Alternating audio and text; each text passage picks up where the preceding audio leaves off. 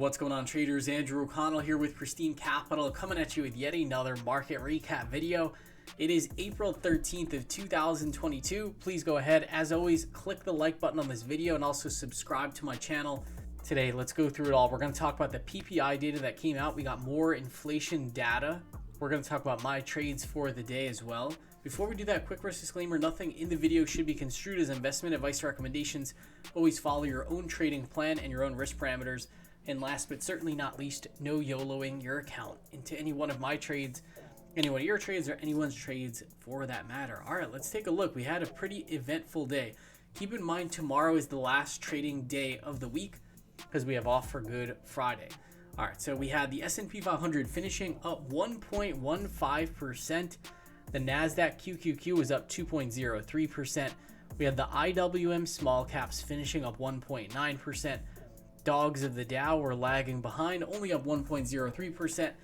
And then we had the ARK Innovation ETF up 3.16%. My trend model flipped from a -3 to a -1 reading intraday, which is good incrementally. You can see pretty much all of these indices closed at the upper end of their day's range, which is great. Always good to see things closing on their highs.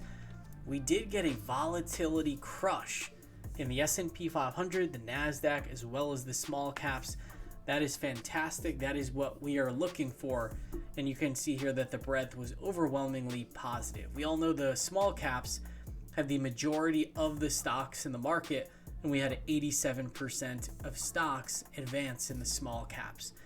So let's talk about this inflation data. Yesterday, the CPI data came out pretty much in line.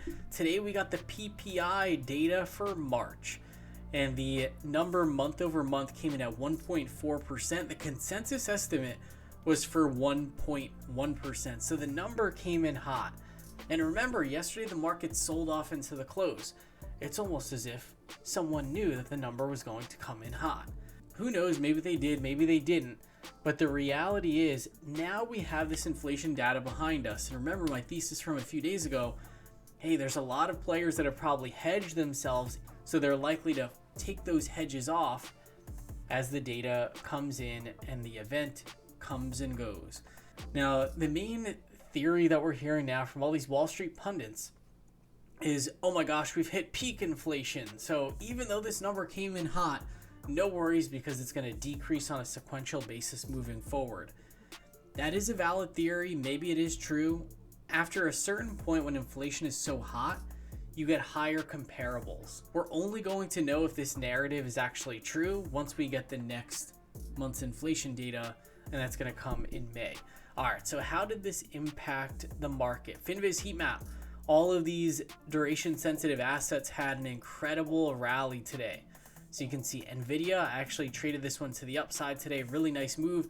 Amazon was up over 3%, Tesla up 3.5%. We also got a really nice move in some of these travel names. So we're going to go through those charts specifically. Let's take a look at our sectors. KWeb was up 3.51%. Looking at the KWeb chart though, this thing is pretty much a mess. It is not really trending. Let me just pull this up. KWeb, it's at the top of our momentum list, but the chart is not really looking all that stellar. We had gold miners. Take a look at the gold miners, what they are doing. They are actually in a really nice trend. Let's check this out. This is one of our old trade setups for when gold miners were first breaking out. But look at this. We have a really nice consolidation. And now you can see these gold miners are really emerging from this zone that they've been in for the past month or so. So this is a good thing for that group. As a technical trader, you have to give this group the green light. But that being said, in a world where gold miners are leading the market, is that really the best market in terms of risk taking? No, not really. Players typically go into gold as a hedge on their money.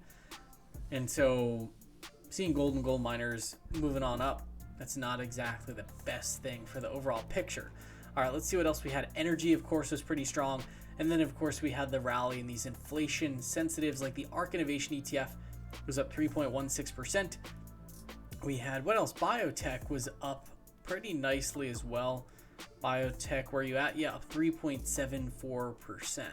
So very nice move for some of these more risk-on areas of the market. And what do we have in our style factor? Cyclicals up 1.8%. We had growth up 1.71%, high beta up 1.96%. Now, let's go over to the S&P 500 chart. And hey, I'm saying over here, look, we had a really nice move in the market. But here's the kicker, team. The kicker is that it really doesn't matter. Keep in mind, we have options expiration tomorrow, and we had severe negative dealer gamma heading into this session. So again, hey, maybe there was a bunch of players, they were all hedged, nobody wanted to be in duration sensitive assets heading into those inflation data points. Now those data points are out of the way, and all we've really seen so far is a moderate relief rally. But let's look here at the S&P 500 chart. Let's start off by zooming out to the weekly.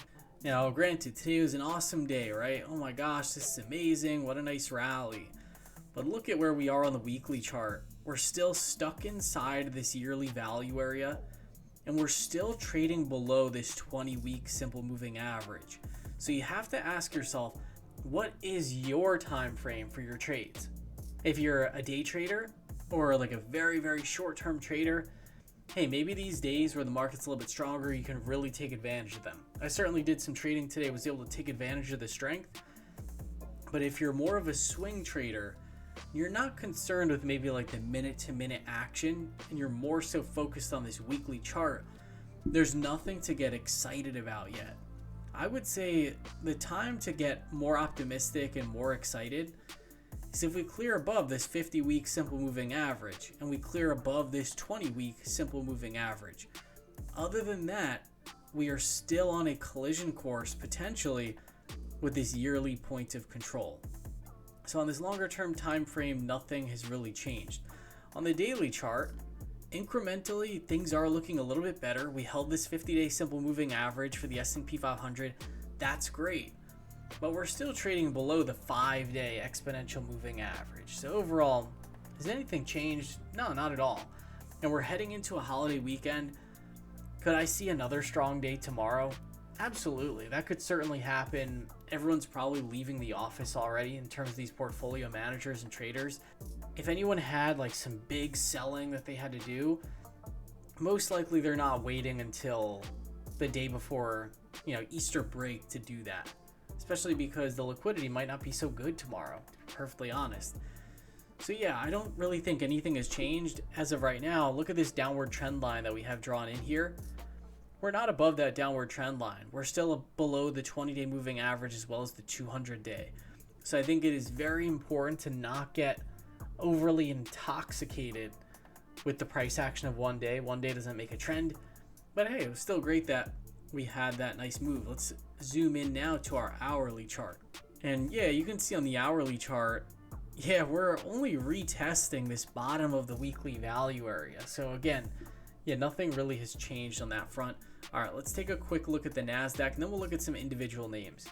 Nasdaq, same thing here. Very nice that we got a relief rally. This is awesome, but nothing has really changed in terms of this technical picture and the technical roadmap. And with that, let's look at the treasuries. Yeah, they're getting a balance, which is great. We want to see these 10-year treasury futures moving higher, but again, nothing has changed in terms of the trend of these treasury futures.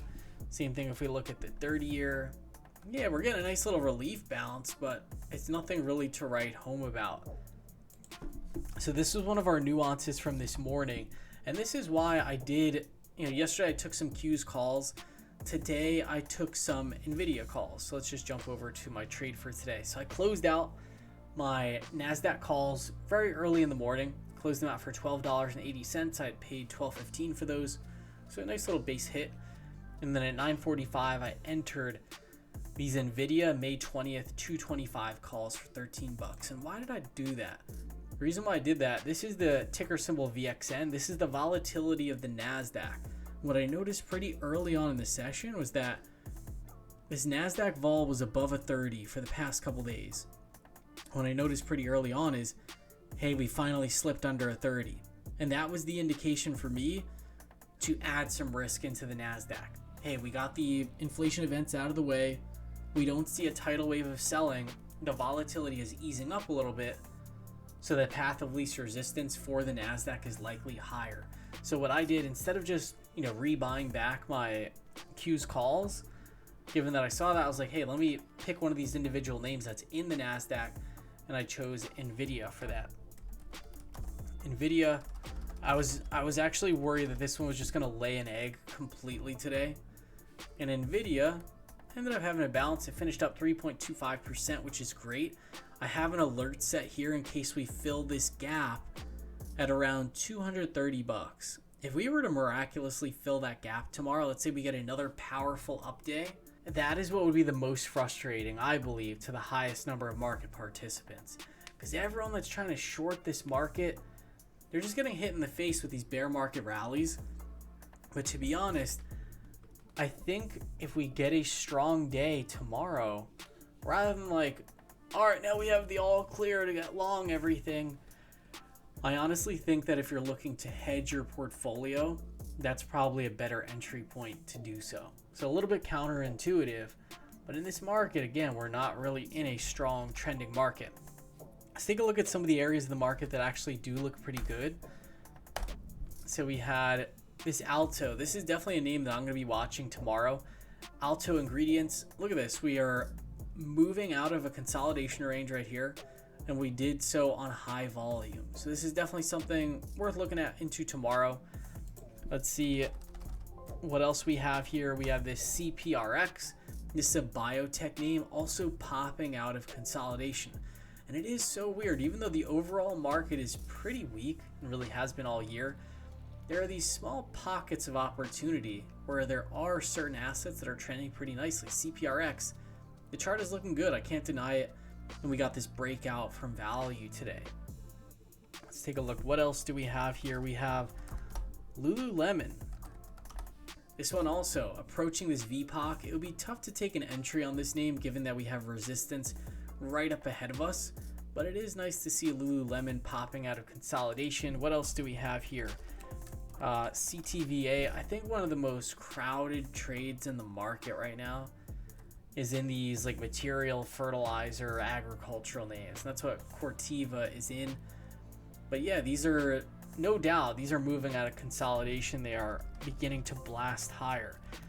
And then the other thing, the other reason why I think we shouldn't get too excited about what's going on is that energy prices are climbing again.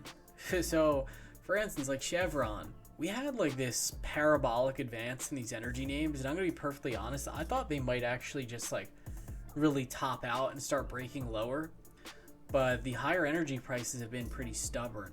And Chevron, lo and behold, we're approaching this top of value. So again, when we have energy that's rallying and we have gold miners rallying, and those are really like the top trending names, we're still in a weak market environment. Make no mistake about it. What else do we have? Oh yeah, these travel names. These are definitely worth a look because this isn't like a super crowded trade like energy, like materials, like whatever. This is a group that, look at Hilton. It's been in a basing pattern for a couple months now, really since November. And now we're approaching the top end of this base. So I'm gonna go right ahead and set an alert for myself right here at 155. In addition to Hilton, you know, we're really seeing a group move here. Marriott. Wow, this one actually punched through this monthly value rate. This one might be an even better candidate. And look, it's doing so on high volume. So we have Marriott. What about Expedia? Let's see this one. Expedia not looking quite as strong. Let's see Airbnb.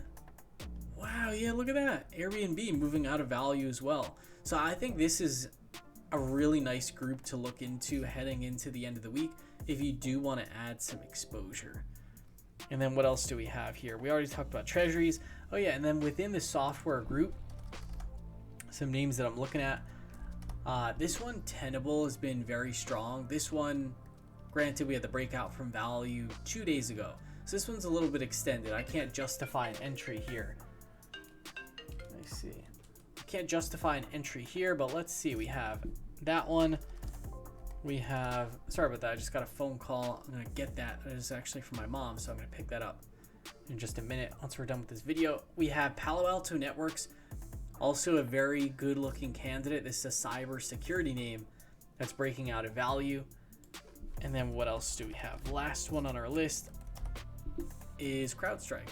This one also, I think it's a little bit extended for my taste for an entry, but who knows, maybe if we retest this 200-day simple moving average, this one is just noteworthy that it's doing something a little bit different. And we do have a virgin point of control up here at around 265 bucks. All right, I'm getting another call. All right, everyone, that about does it for this market recap video. Hope you all had an awesome trading session. I'll see you all tomorrow.